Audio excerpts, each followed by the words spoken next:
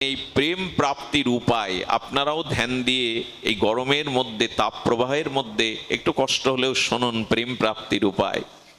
কারণ ভগবান বলছেন, আমি তোমার হৃদয়ে অবরুদ্ধ হয়ে যাব, আমি তোমার হৃদয়কে, মলিনতাকে, বাসনাকে মসৃণ করে দেব।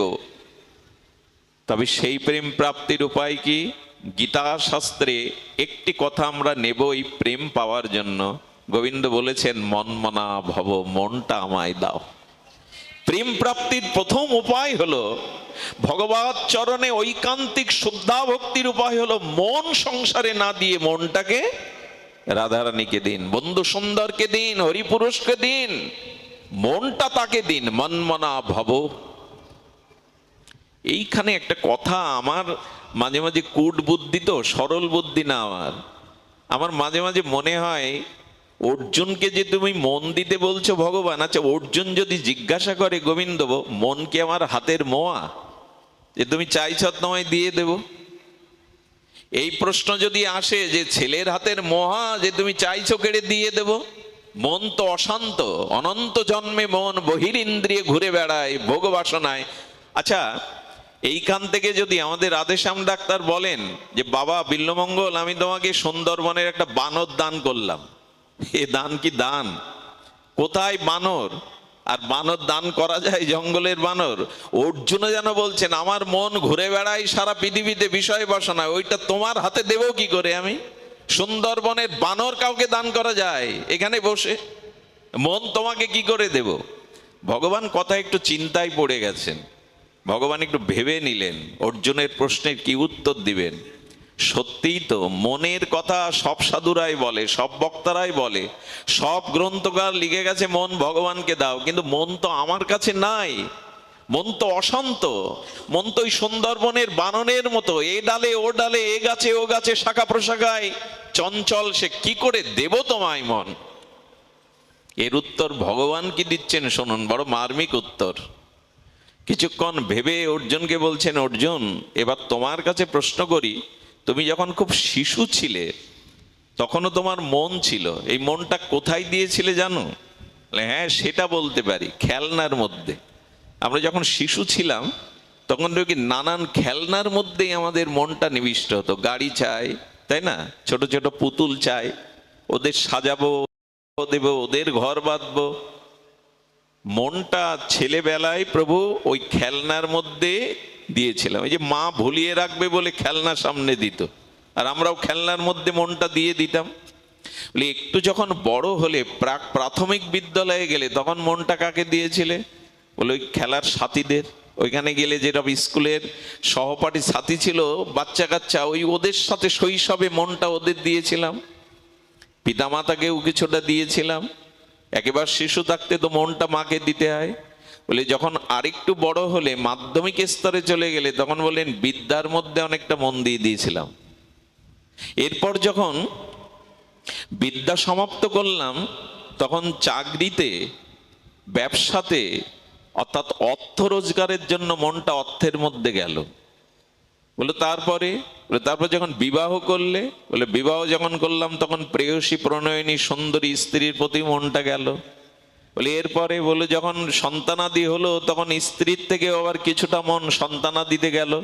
বলে এইভাবে কতজনকে কত প্রকারে মন দিয়েছো, ওইভাবে মনটা আমায় দাও না, আমাকে দিতে তোমার বাধা কোথায়? ওইভাবে দাও না। অর্জুন তখন নীরব। সত্যিই তো এই একটাই মন শিশুকাল থেকে কতজনকে দিয়ে এসছি বলুন তো? গোবিন্দ বললেন, আমি কি অধিকারী নই ওদের মধ্যে একজন?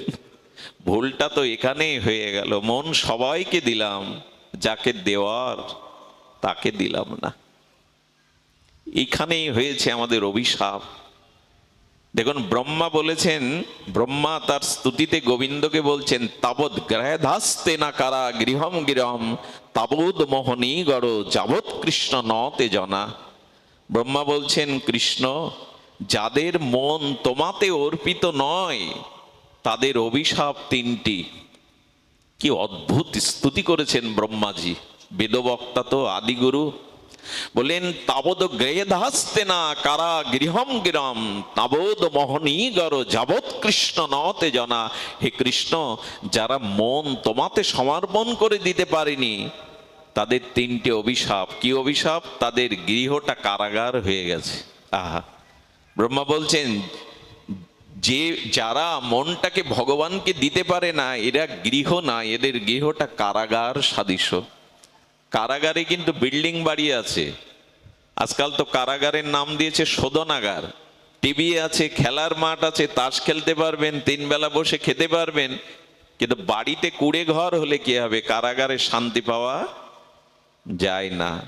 এই জন্য মানুষ বেরোতে চায়। এই জন্য যারা মন তোমাতে অর্পিত না করে তোমার সেবা, তোমার সুখবিধান করেনি, মন কামনা বাসনায় সংসারে দেহাতে দিয়ে রেখেছে, এদের ঘরটা কারাগার। দিয়ে দেখুন আজ আমাদের ঘরগুলো সব কারাগার হয়ে গেছে। সব আসবাবপত্র আছে, সব সুখের ব্যবস্থা আছে, শান্তি নেই, কারাগার। আর কি? যাবৎ কৃষ্ণ নতে জানা, যতদিন মন তোমাতে অর্পণ না করছে ততদিন তাদের হাতে পায়ে মনে মায়ার শৃঙ্খল, মায়ার বেড়িতে তারা বন্ধ। এই দেখুন শাস্ত্র বলছেন যে মায়ার বেড়িতে আমরা বাধা, যেতে পারি না আমরা সাধু সঙ্গে, ভাগবত কথা প্রসঙ্গে, ভগবানের ধামে যেতে পারি না, হাত পা মোহশৃঙ্খলে আবদ্ধ। আর কি বললেন প্রভু? আর একটা বড় ক্ষতি হয়েছে, যাদের মন তোমাকে দেয়নি, অর্পণ করেনি, তাদের মন চোর হয়ে গেছে। কথাটা একটু ধ্যান দিতে হবে এবার আপনাদের। যারা শ্রীগোবিন্দকে, শ্রীগুরুকে, হরিনামকে, প্রেম ভক্তিকে মন অর্পণ করেনি, তাদের মনটা চোর। ব্রহ্মা বলছে স্তেনা, স্তেনা মানে চোর। আচ্ছা, চোর কি করে? আমাদের ঘরে ঢুকে মূল্যবান বস্তু সম্পদ, অর্থ, সোনা, অলংকার, ভূষণগুলো নিয়ে ওই আলমারিগুলো, ওই সমস্ত জিনিসগুলো অগোছলা করে চলে যায় কিনা, নোংরা করে চলে যায় কিনা, ছড়িয়ে ছিটিয়ে যায় কিনা। বললেন ভগবান, যাদের মন তোমাতে অর্পণ হয়নি, হরিনাম, হরিকথায়, সাধুসঙ্গ, বিগ্রহ সেবায়, তুলসীতে, তোমার সাধুগুরু বৈষ্ণবে যাদের মন তোমার সেবা, আরাধনায়, ভজনে অর্পণ হয়নি, তাদের মনটা কি বলে জানেন? মন বলে আমি প্রতিশোধ নেব। আমি চেয়েছিলাম গোবিন্দের চরণে যেতে, গোবিন্দের ভজন করতে, তুমি যেতে দাওনি, তুমি আমাকে কামনা বাসনায় লাগিয়েছো, তাই প্রতিশোধ নিয়ে আমিও তোমার মনের মধ্যে যে সদ্গুণগুলো ছিল, দয়া, ক্ষমা, সন্তোষ, এগুলো চুরি করে তোমার মনের মধ্যে আমি কি প্রবেশ করাবো? অসুন্দরতাগুলো, হিংসা, বিদ্বেষ, পরশ্রী কাতরতা, এই অবগুণগুলো তোমার মনে দিয়ে দেব। আজ আমাদের মনের মধ্যে তাই তো আছে। গোবিন্দকে যদি মন না দিতে পারেন, সে মন ব্রহ্মাজি বলছেন স্তেনা, চোর হয়ে গেল। সদ্গুণগুলো হরণ করে অবগুণগুলো, আবর্জনাগুলো ঢুকিয়ে দিয়েছে মনে। এই জন্য আমাদের মনে আজ সৎ চিন্তা, সৎ ভাবনা আসে না কেন? জপ করতে বসলেই বিষয় ভাবনা আসে কেন? রাধারানীর চরণ চিন্তা কেন আসে না? কারণ মনটা সদ্গুণ চুরি করে অসৎ বস্তুগুলোর মধ্যে দিয়ে দিয়েছে, ছড়িয়ে ছিটিয়ে আবর্জনা করে দিয়েছে। তাই বড় প্রয়োজন মনটা ভগবানের দেওয়া। দেওয়ার উপায় কি? বললাম তো দিতে হবে, দেওয়ার উপায় আছে, শুনুন। আহা, দেবার উপায় একটাই। মহাপ্রভু বলেছেন নিখিল শাস্ত্রের সার, সর্ব বেদান্ত সার মহাভাগবত। আর ভাগবতের সার হলো শ্রবণাঙ্গ ভক্তি। যদি হরি কথা সাধুমুখে শ্রবণ করতে পারেন, এই হরি কথা কর্ণ দিয়ে হৃদয়ে যাবে, আর হৃদয়ের অনুরাগ ছুটিয়ে দেবে গোবিন্দের চরণে, যাবেই যাবে। এটি শ্রবণাঙ্গ ভক্তির মহিমা। দেখুন বলছেন এটি পরম ধর্ম, হরিকথা শ্রবণ। যদি সাধুমুখে হরি, এটা দুর্লভ। এই যে সাধু সঙ্গে হরিকথা শ্রবণ, এটি দুর্লভ। কেমন দুর্লভ জানেন? তুলসীদাস বলেছেন সুন্দরী রমণী, অর্থবিত্ত, সোনাদানা, বাড়ি গাড়ি এ চোরের বাড়িতেও থাকে, দস্যুর বাড়িতেও থাকে, তবে দুর্লভ কি জগতে? বললো সাধু সমাগম আর সাধুমুখে হরিকথা, এটাই দুর্লভ। এই জগতে সাধু সমাগম এবং সাধুমুখে হরিকথা, এটাই দুর্লভ। প্রেম ভক্তির প্রাপ্তির শ্রবণাঙ্গ ভক্তি হলো আদ্য শ্রেষ্ঠ উপায়। শ্রবণ, হরিকথা শ্রবণ সাধুমুখে যদি এটি হয়, তবে মনের গতি ছুটবে, মনের ভিতরে দুর্বাসনাগুলো ছুটবে। কেমন জানেন? আচ্ছা, জলের ধর্ম তো নিম্নগামী। জলটা যেতে যেতে ড্রেনের মধ্যে এই এই যেমন শুষ্ক মৌসুমে ড্রেনের মধ্যে একটা ভাঙা গর্তের মধ্যে জল আটকে গেল, ওই জলটা 2 মাস গর্তের মধ্যে থাকলে কি হবে? ধূলিকণাগুলো গিয়ে, আবর্জনাগুলো গিয়ে ওই জলটা দূষিত হয়ে যাবে, যাবে কি না? যে জলটা গড়িয়ে যেতে পারলো না নদী পর্যন্ত, খাল পর্যন্ত, ওই ড্রেনের আবর্তের মধ্যে আটকানো ধুলাবালি পড়া জলটা দূষিত হবে কি না? আচ্ছা, জলের দুটো ধর্ম, স্নান আর পান, আসমন, এগুলো থাকলো ওর মধ্যে। ড্রেনের পচা দূষিত পোকামাকড় হওয়া জলে স্নান করা যাবে? পান করা যাবে? আসমন করা যাবে? 3টে ধর্মই চলে গেল। গুরু মহারাজ বলছেন একটাও ধর্ম যায়নি, জলে যা ধর্ম ওই 3টে ওর মধ্যে আছে। বলে কি করে? বলে আকাশে মেঘ করলো, ঘন ঘটা শ্রাবণ মেঘের বরিশনে বৃষ্টি নামলো, আর ওই বৃষ্টির স্রোতধারা ওই ড্রেনের মধ্যে গিয়ে পড়লো। বৃষ্টির ওই জল স্রোতধারা ড্রেনের যে দূষিত জল আবদ্ধ হয়েছিল, এই স্রোত গিয়ে তাকে টেনে তুললো, টেনে তুলে ছুটিয়ে চললো খাল বিল নালা দিয়ে, নদ নদী দিয়ে, গঙ্গায় বা সাগরে। বলুন তো, ওই ড্রেনের জল বৃষ্টির জলের স্রোতে ড্রেন থেকে তুলে যখন ভাসিয়ে নিয়ে নদীতে ফেললো, নদী অপ্রবাহিত গতিতে সাগরে গিয়ে, গঙ্গায় গিয়ে যখন মিশলো, তখন ওই জল আবার স্নান পান আসমনের উপযোগী হলো কিনা? হলো কিনা? গঙ্গায় গিয়ে পড়লে। ঠিক তেমনি আমার মনের মধ্যে অনন্ত জন্মের ভোগবাসনা, দেহবাসনা, পাপ অপরাধের যে মনটা দূষিত হয়ে গেছে, যদি কোনোদিন ভাগবত রূপ মেঘ ওঠে, সেই ভাগবত মেঘ হতে কোন শুদ্ধ ভগবানের নিষ্কিঞ্চন ভক্তের মুখে হরিকথার বৃষ্টি হয়, ওই হরিকথার বৃষ্টি কর্ণ দিয়ে আমার হৃদয়ে প্রবেশ করে, আমার হৃদয়ের কামনা বাসনা দুর্বাসনাগুলো ভাসিয়ে নিয়ে গোবিন্দ চরণে গিয়ে মিশিয়ে দেবে। এই হলো শ্রবণাঙ্গ ভক্তির মহিমা, শ্রবণ। এই জন্য নববিধা ভক্তির মধ্যে এই শ্রবণাঙ্গ ভক্তি। তবে সেই শ্রবণ কি? কিছু মনে করবেন না, আসবার পথে মহৎ দর্শন করে এলাম, হরিপুরুষের অত্যন্ত প্রিয় আচার্যের, আমাদের শ্রীমৎ প্রাতঃস্মরণীয় কান্তি বন্ধু ব্রহ্মচারীর সাক্ষাৎ চরণ ধুলি নিয়ে এলাম। ওনাকে একটা গামছা পরে আছেন, কত ধন্য এনাদের। সেই ওনাকে দেখে, ওনার সান্নিধ্যে গিয়ে একটা জিনিস অনুভব হলো, এদের তো জীবন, এরাও তো পারত চাকরি বাকরি করে বউ ছেলে মেয়ে নিয়ে অট্টালিকায় সুখ শান্তি করতে, জীবনটা বিলিয়ে দিয়েছে। মহাত্মারা বিলিয়ে দিয়েছে, ভক্তরা বিলিয়ে দিয়েছে। এ জাতীয় নিষ্কিঞ্চন সাধু, উনি হঠাৎ করে একটা কথা বলছিলেন আজকাল ভাগবতটাও কেমন প্রফেশনাল হতে বসেছে। প্রেম নেই, ত্যাগ নেই, বৈরাগ্য নেই, ভজন নেই, শুধু মুখস্থ শক্তির দ্বারা বাজি বাজনা দিয়ে আমরা ভাগবত করে চলেছি। এই জন্য বললেন সকলের মুখে হরিকথা, আমার মতো নর্দমার কীটের বিষয়ের মুখে হরিকথা আপনাদের এই মঙ্গল করবে না। যদি ওনার মতো পরম প্রেমিক, নিষ্কিঞ্চন, ত্যাগী, আদর্শ চরিত্রবান সাধুর মুখে হরিকথার ভাগ্য পান, সেদিনই মনের গতি গোবিন্দ চরণে ছুটবে। এই জন্য বললেন শুদ্ধ ভক্ত মুখে হরিকথা, শুদ্ধ বৈষ্ণবের মুখে হরিকথা।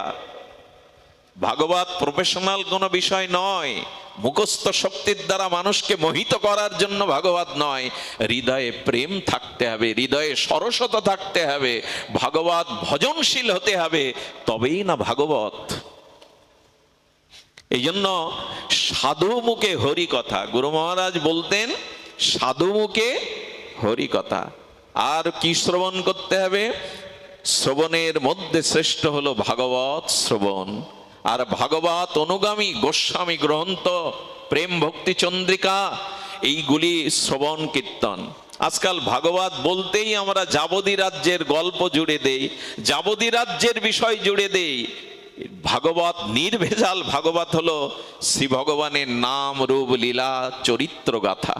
শ্রী ভগবানের অসমধ্য নাম রূপ লীলা মহিমা, এগুলিই হরিকথা। নিজের মনোকল্পিত, নিজের বুদ্ধিমত্তা দিয়ে বানানো কোনো কথা ভাগবত কথা নয়। ভাগবত কথা হলো নির্ভেজাল ভগবানেরই কথা, তার নাম রূপ লীলা কথা। এগুলি গোস্বামীরা মহাপ্রভুর প্রতিটি বাক্যকে, আদেশকে অক্ষরে অক্ষরে পালন করেছেন। এই জন্য শুদ্ধ ভাগবত মুখে যদি হরিকথা, আচ্ছা অনেকেই বলেন আমরা হরিকথা ঠিক আমাদের প্রজ্ঞাতে মেধাতে নিতে পারি না। শ্রবণাঙ্গ ভক্তি এমন প্রেম দাতা, আপনি শ্রবণ করুন, বোঝা লাগবে না। আচ্ছা ডাক্তার যে ঔষধটা, মেডিসিনটা দেয় আপনাদের, ওই মেডিসিন কি কি উপাদান দিয়ে তৈরি এটা জানা খুব প্রয়োজন আপনার। ডাক্তার জেনে দিয়েছেন, ওটা সেবা করুন, ভেতরে গিয়ে ঔষধ ওর ঔষধের কাজ করবে। বুঝে বা না বুঝে কেহ, শুনিতে শুনিতে সেহ, কি অদ্ভুত চৈতন্য চরিত, কৃষ্ণে উপজয় প্রীতি, বুঝিবে সে রসের রীতি, শুনিলেই হয় বড় হিত। ঔষধ ডাক্তার দিয়েছে নির্ণয় করে, ওটা সেবন করো, ভেতরে গিয়ে ঔষধের কাজ ঔষধ করবে। তেমন হরিকথা বোঝো আর না বোঝো, সাধুকে হরিকথা কর্ণ দিয়ে হৃদয়ে দাও, ওর কাজও করবে, ভবরোগ সারিয়ে দেবে, ওর কাজও করবেই। আচ্ছা কোন ডাক্তার যখন খেতে বসে অন্ন ব্যঞ্জন রুটি সবজি, তখন ওর গুণাগুণ বিচার করে কি মুখে দেয়? খিদে লেগেছে, উপাদেয় অন্ন সবজি আছে, খায়। আচ্ছা ওটা খেতে হবে, পাকস্থলিতে যাবে, হজম ক্রিয়া দ্বারা রস হবে, টক্সিনগুলো মলমূত্র বা হেয় পদার্থগুলো বেরিয়ে যাবে, রস থেকে রক্ত হবে, রক্ত থেকে মেদ হবে, মেদ থেকে মাংস হবে, অস্থি হবে, হাড় হবে, মজ্জা হবে, শুক্র হবে। এইসব ভেবে কেউ খায়? ডাক্তাররাও খায় কি? বলে ক্ষুধা লেগেছে, উপাদেয় বস্তু খাও, ভেতরে গিয়ে ওর কাজও করে নেবে, অত ভাবনা তোমার প্রয়োজন নাই। তেমন হরিকথা কর্ণ দিয়ে সেবন করো, ভেতরে গিয়ে ওর কাজও করে নেবে, ওর পুষ্টিতা ও দিয়ে দেবে। বোঝার দরকার নেই, শুধু শ্রবণ করো, কর্ণে হরিকথা শ্রবণ করো। এটি শ্রবণের মাধ্যমেই আর আমাদের কৃষ্ণচরণে প্রেম ভক্তি ছুটবে। এই জন্য শ্রবণাঙ্গ ভক্তি, শ্রোতব্য কীর্তিতব্য স্মাতব্য ইচ্ছত অভয়ম। ভাগবতে বলেছেন সর্বাত্মা, সুখদেব মুনি প্রশ্ন করা হয়েছিল তার কাছে, দেখুন জীবের অত্যান্তিক শ্রেয় মঙ্গল কি করে হবে? উনি বলেছিলেন এই শ্রোতব্য কীর্তিতব্য স্মাতব্য ইচ্ছত অভয়ম। যদি ভয় দূর করতে চাও, এই মৃত্যুময় জড় জগৎ থেকে চিন্ময় স্বরূপধামে ফিরে যেতে চাও, এই জন্ম মৃত্যু অভিশাপ হতে মুক্ত হতে চাও, তবে কি বলেছেন? শ্রোতব্য, সাধু মুখে হরি কথা, হরি নাম রূপ লীলা শ্রবণ করো। এই শ্রবণাঙ্গ ভক্তি। আর কি করতে বলেছেন? কীর্তন, জিহ্বাটাকে নাড়ান। এইটুকু অলসতা অন্তত করবেন না। মহাপ্রভু স্বরূপ দামোদরের কণ্ঠলগ্ন হয়ে বলেছেন, শোনো স্বরূপ রামরায়, নাম সংকীর্তন কলো পরম উপায়। নাম সংকীর্তন হলো পরম উপায়। তুণ্ডে তাণ্ডবিনী রতিং বিদুনতে। রূপ গোস্বামী পাদ মহাপ্রভুর অনভীষ্ট পূরণকারী বলেছেন, আমার জিহ্বা যেন তুণ্ডে তাণ্ডবিনী রতিং, হরিনামে যেন আমার জিহ্বা তাণ্ডব করে। কি জাদু আছে, কি মহিমা আছে এই দুই অক্ষরে।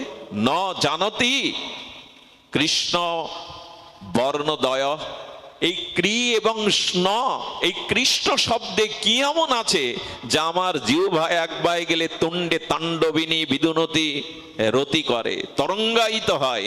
আমাদের হয় কই? তাই অনুরোধ করি জিহ্বাটাকে নাড়ান। ভগবানের দিব্য মহামন্ত্রে, গুরুদেবের প্রদত্ত মন্ত্রে জিহ্বাটাকে খেতে শুতে উঠতে বসতে নাড়ান। ওটা কাল নয়, আজ নয়, এখন থেকে শুরু করুন। কাল যা করিবে তা করো আজ, আজ যা করিবে তা করো এখন। পলকে প্রলয় হতে পারে, সৎ কাজ করবে কখন? শুরু করে দাও, জিহ্বা নাড়াও। কীর্তিতব্য, ওগো এই জিহ্বায় আন কথা বলো না, নিজের বিষয় বৈভবের কথা, পরনিন্দা পরচর্চার কথা বলে পাবেটা কি? বরঞ্চ জিহ্বাটাকে নাড়াও। খাইতে শুইতে উঠিতে বসিতে যথা তথা নাম লও। এর থেকে সহজতম আর উপায় কি দিবেন? নাম সংকীর্তনং কলো পরম উপায়।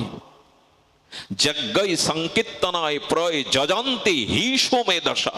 আরে যারা মহাপ্রভু এই ভাগবতের নির্দেশ শুনে জিহ্বাটাকে খাইতে শুইতে উঠিতে বসিতে তরঙ্গাইতে তুণ্ডে তাণ্ডবিনীর দ্বারা হরি নাম নেয়, এরাই বুদ্ধিমান। মহাপ্রভু বললেন সংকীর্তন দ্বারা যারা মহাপ্রভুকে আনন্দ দেয় তারাই বুদ্ধিমান।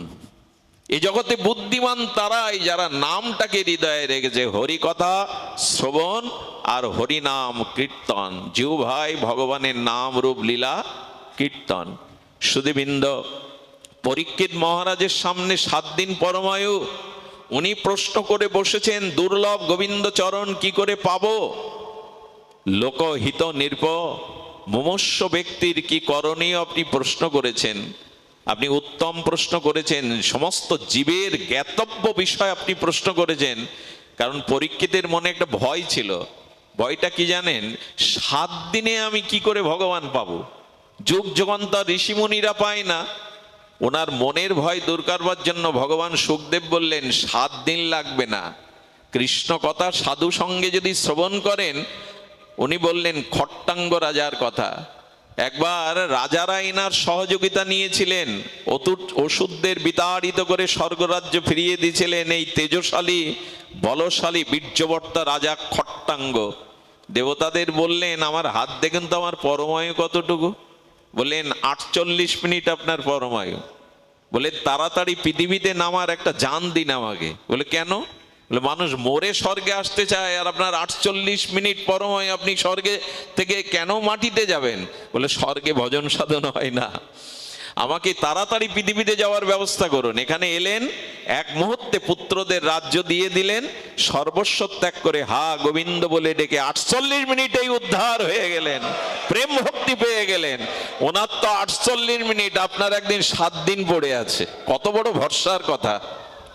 এই শ্রবণ কীর্তন এমন শক্তিশালী ভজন, সাধ্য সাধন তত্ত্ব যা কিছু সম্বল হরিনাম সংকীর্তনে মিলালো সকল। নিখিল বেদ বেদান্ত যাগ যজ্ঞ তপস্যা তীর্থ পর্যটন, নিখিল ভজনের সার এই হরিনামে মিশিয়ে দিয়ে গেছে মহাপ্রভু। শত অশ্বমেধ যজ্ঞের সাথে একটা কৃষ্ণ নামের তুলনা করলে নাম অপরাধী হতে হয়। চিন্তা করতে পারেন, পাহাড় সমান সুমেরূপ সমান স্বর্ণ দান করলেও এক কৃষ্ণ নামের সমান হবে না। যদি কেউ তার সাথে সমান করে নাম অপরাধ হয়ে যাবে। সময় আমাদের আছে, 48 মিনিটে যদি উদ্ধার হয়ে যেতে পারে খটাঙ্গ শ্রবণ কীর্তনে, আমাদের তো অনেক সময় পড়ে আছে। পরীক্ষিত চিন্তা করো না, তোমার তো 7 দিন পড়ে আছে। মনের মতো করে জিহ্বায় কৃষ্ণ বলো আর কর্ণে হরিকথা শ্রবণ করো, অচিরেই কৃষ্ণ প্রাপ্তি হবে তোমার, তুমি ভেবো না। এটাই তো ভরসা আমাদের। আরেকটি হলো স্মতব্য, এটি আমি বিশ্রাম করছি, বিশ্রাম কথা স্মরণ করো, ভগবানকে তার লীলাকে স্মরণ করো, মনে কখনো শূন্য থাকতে দিও না। গৌর গোবিন্দ বই যেন মন শূন্যতা থাকে। বন্ধু সুন্দরের হরিপুরুষের বাণী বললেন শূন্য রেখো না মনকে, মনের মধ্যে ভগবানের কোনো লীলাকে চিন্তা করতে থাকো। আরেকটা জিনিস বলি আপনাদের, আপনি যা ভাববেন তাই হয়ে যাবেন। যে যা ভাবে সে তাই হয়। তবে হৃদয়ে মনটাকে কেন শূন্য রেখেছেন? ভগবানের লীলা ভাবুন। এই লীলা যদি ভাববেন, ভাবতে ভাবতেই সে তাই হয়ে যায়। আমাদের বাকি বিহারীকে প্রকট করেছিলেন নিধুবনে স্বামী হরিদাসজি। ইনি এই বাকি বিহারীর কথা শুনেছেন বৃন্দাবনে। এই বিহারীজিকে প্রকট করেছিলেন নিধুবনে। উনি প্রতিদিন বিহারীকে অর্চন করে বিকালবেলা যমুনার তীরে ব্রজ ধুলির ওপরে বসে 2 ঘন্টা লীলা চিন্তা করতেন। এই হৃদয়ে স্মরণটা খুব শক্তিশালী ভজন। মানুষ মনে মনে যা ভাবনা করে, চিন্তা করে, খুব বলিষ্ঠ হয়ে তার সংস্কারে ওটা স্বভাবে রূপ নেয় আর তাই হয়ে যায়। শুয়োপোকা যেমন প্রজাপতি হয়ে যায়, আপনি যা ভাববেন সেই ভাবনায় আপনার পরবর্তীর জন্ম স্থিতির স্বরূপের কারণ হয়ে যাবে। এই জন্য ভগবানের লীলাকে ভাবুন। উনি বসে বসে নীল যমুনার তটে, কালিন্দীর তটে সেই ধ্যানস্থ হয়ে ভগবানের লীলা, এক একটি নব রসায়ন আনন্দময় লীলা আস্বাদন করতেন, স্মরণ করতেন। সেদিন কি স্মরণ করছেন জানেন?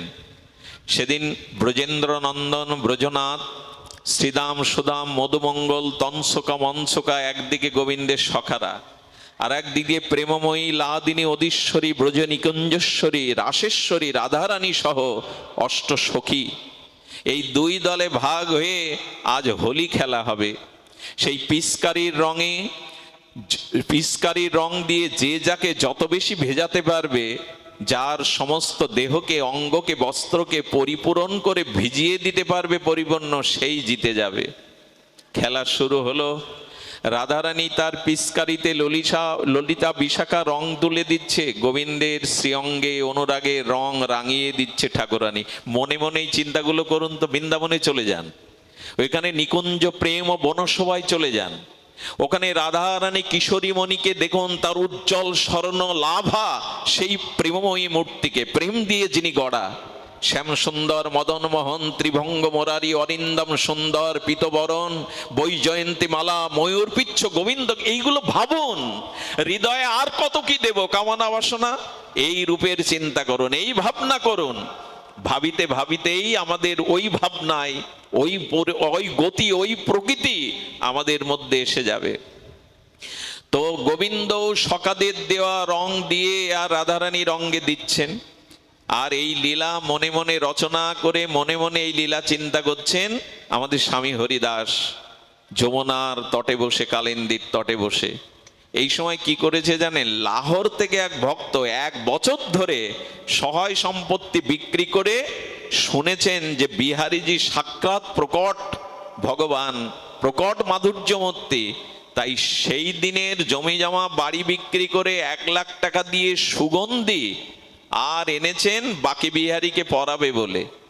উনি সেই পাত্র এনে এই যে যমুনার তীরে স্মরণ করছেন স্বামী হরিদাস, ওনার হাতের সামনে এনে রেখে দিয়েছে, কারণ উনি বাকি বিহারীকে পরাবেন।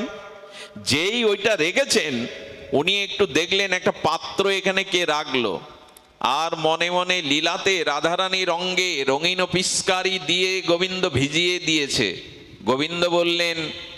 গোবিন্দ বললেন রাই তুমি ভিজে গেছো। রাধারানী সখীকে বলছে তাড়াতাড়ি আমার এই পিচকারিতে রং দিয়ে দে, আমি শ্যামকে ভিজিয়ে আমি জিততে চাই। ললিতা বলছে আমাদের পাত্রে আর রং নাই, আমাদের পাত্রে আর রং নাই। সঙ্গে সঙ্গে ওই যে বাইরে যিনি এনেছিলেন ওই পাত্রটা ঢেলে দিয়েছেন রাধারানীর পিচকারিতে। রাধারানী ওটাই দিয়ে শ্যামের অঙ্গে দিয়ে ভিজিয়ে দিয়েছেন, সমস্ত অঙ্গ ভিজে গেলে শোকেরা হাততালি দিয়ে বলছে আমাদের রায় জিতেছে, আমাদের রাধারানী জিতেছে, আমাদের শ্যাম সুন্দর হেরে গেছে। যেই হাততালি দিয়ে আনন্দ প্রকাশ করেছে সেই বাবার লীলা বিশ্রাম, রাধারানী জিতে গেছে, এই তো ভক্তের আনন্দ।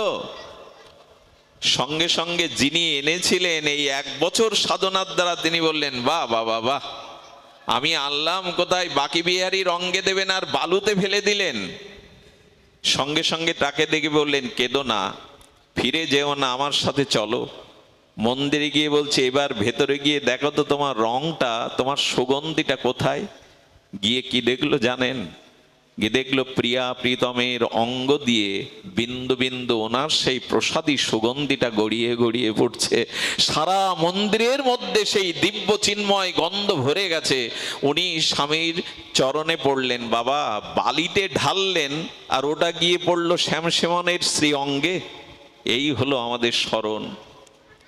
এই জন্য কীর্তন শ্রবণ আর ভগবানের নাম রূপ লীলা হৃদয়ে স্মরণ, এটাতেই মৃত্যু ভয় যাবে, এটাতেই প্রেম প্রাপ্তি হবে, এটাতেই জীবনের পরিপূর্ণতা আসবে। আমরা চন্দ্রকান্ত নাথ মহাশয় এই বিদগ্ধ দাতা শিরোমণির এই সমাজ সেবকের বহুবিধ প্রতিষ্ঠান, যিনি সংকল্পপূর্বক এগুলি এই ফরিদপুরকে ঐতিহ্য ইতিহাসের সাক্ষী হয়ে আছেন, মানব সেবার দেবদূত হয়ে উনি এসেছিলেন। ওনার জীবনের পরবর্তী যে লক্ষ্য, পরবর্তী যে কর্মধারা আপনারা বাঁচিয়ে রাখবেন। এই ফরিদপুর সারা বিশ্বের কাছে বিস্ময়কর, সেটা হলো আমাদের বন্ধু সুন্দরের ভজনস্থলী। অনেক মহাপুরুষের জন্ম এই বৃহত্তর ফরিদপুরের। গর্ব করার মতো আমাদের বাংলাদেশে যে কটি স্থান আছে, শ্রীহট্ট ফরিদপুর তাদের মধ্যে অন্যতম। এই মাটিতে যারা জন্মেছেন, এই আলো বাতাসে যারা বেড়ে উঠেছেন, তারা কম ভাগ্যবান নন। এই পুত পবিত্র স্থানে এই সব মহামানবদের স্মরণ মনন, তাদের আদর্শকে ধরে রাখা, এটা আমাদের একান্ত কর্তব্য। আমরা ওনার গোবিন্দের রাধারানীর বন্ধু সুন্দরের চরণ প্রান্তে ওনার জন্য প্রার্থনা করি, উনি যেন দিব্য ধামবাসী হয়ে পরমানন্দ প্রাপ্ত হন।